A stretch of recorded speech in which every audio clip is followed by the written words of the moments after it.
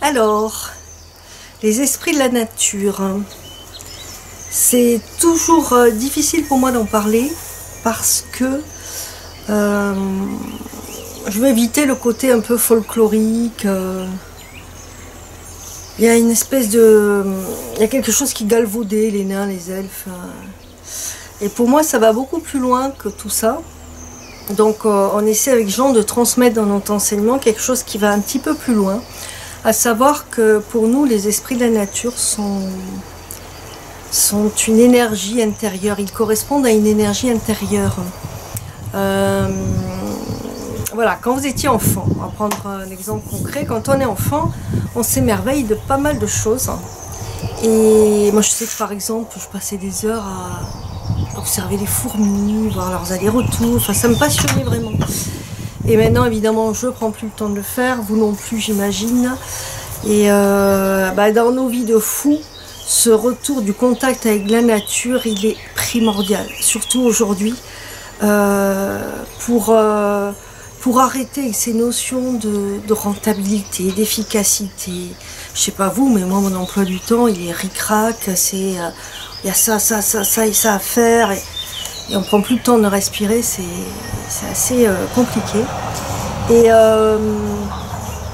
donc les esprits de la nature, c'est la nature dans un état encore un peu plus profond, alors dans le monde invisible bien sûr, mais encore un peu plus profond que les fourmis qu'on peut regarder ou les insectes qu'on peut observer. Avec les esprits de la nature, on pénètre dans un monde étranger, invisible, et qui pourtant n'est pas si loin que ça. Il est refoulé à l'intérieur de notre enfance. Moi, quand on m'a dit, on parlait des fées et des nains il y a 20 ans, on m'a dit ça existe, j'étais là, j'ai dit ouais, yes, ça existe quoi, j'étais contente. Et c'est en fait, c'est mon âme d'enfant qui était ravie à l'idée que tout ce que j'avais lu, c'était pas de la gnognotte, que le Seigneur des Anneaux, tous ces livres, tous ces films, tous ces contes de fées, il y avait une source de réalité dedans. Et en fait, c'est quand on ressent, parce qu'on ne les voit pas, ou très peu de personnes les voient, quand on les sent avec une émotion ou très forte de pleurs, de larmes, de rires, de joie, eh bien il y a quelque chose qui ne trompe pas. C'est-à-dire que notre âme d'enfant, elle se réjouit à cette idée de palper quelque chose qui est impalpable. Et je me rappelle le dernier stage où la personne était quelqu'un de très dans le concret, dans le carré, et face à son dragon, mais elle s'est retrouvée en larmes parce qu'elle sentait qu'il y avait quelque chose de l'ordre des retrouvailles. Souvent ce sont des retrouvailles qui viennent de très très loin, même plus loin que l'enfance, dans certainement des vies karmiques. Et on sent à l'intérieur de nous ce lien, quelque chose qui est indéfectible et qui vient nous dire mais regarde, là il y a un monde secret, magique à l'intérieur de toi, à l'intérieur de nous tous, qui est merveilleux. Et ça on l'oublie d'autant plus avec ces vies de fous qu'on mène. Donc c'est vrai que se retrouver avec des esprits de la nature, mais c'est un moment de joie incroyable. Et après, il y a des liens qui se tissent avec certains, pas tous, suivant les caractères. Ils ont chacun leur caractère bien trempé, que ce soit un dragon, un elfe, une fée ou un nain, ou une énergie qu'on a du mal à cataloguer, et c'est pas grave. Le plus important, c'est pas de savoir s'il a une robe verte à pois jaunes. Le plus important, c'est vraiment de palper ce qu'il a à nous dire et ce que nous on peut lui apporter, ce lien magique qui se crée entre lui et nous. Et moi, la première fois qu'on m'a dit que j'avais une fée, j'ai dit ouais. En plus, une grande fée. Déjà, je m'en sentais pas à la hauteur. Puis je me disais, c'est des conneries, tout ça. Je ricanais doucement.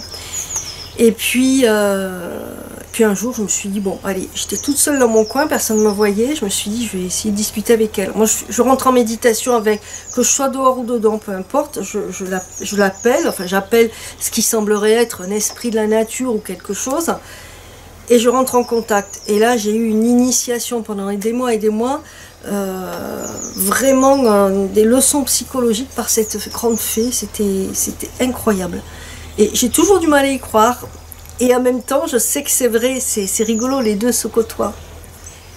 Et donc je pense qu'aujourd'hui c'est important ce rapport avec les aides de la nature parce qu'ils nous aident et on les aide. Hein, devant la détérioration de la nature, l'autre fois j'ai encore vu un arbre qui a été abattu, j'en avais les larmes aux yeux, un arbre que je prenais en photo régulièrement sur mon parcours de balade, qui a été abattu pour agrandir une route de campagne où il passe 10 voitures maxi par jour. Donc ils ont abattu cette énorme chêne, j'en étais malade. Et je sais que ce rapport, on peut collaborer avec les esprits de la nature pour essayer de sauvegarder ce qu'on peut, pour essayer de replanter des graines, de ressemer, de planter. Nous on troque beaucoup avec les copines, avec les stagiaires, on troque, on échange, on partage. Et on essaie d'essaimer un peu partout des graines, des plantes. Et les esprits de la nature s'en réjouissent. Donc voilà ce que je voulais vous dire sur les esprits de la nature, c'est très intimiste, ça va très loin et très profond, beaucoup plus que... Voilà, il faut le voir comme un enseignement très, très intime, très profond. Je vous remercie de votre attention. À bientôt.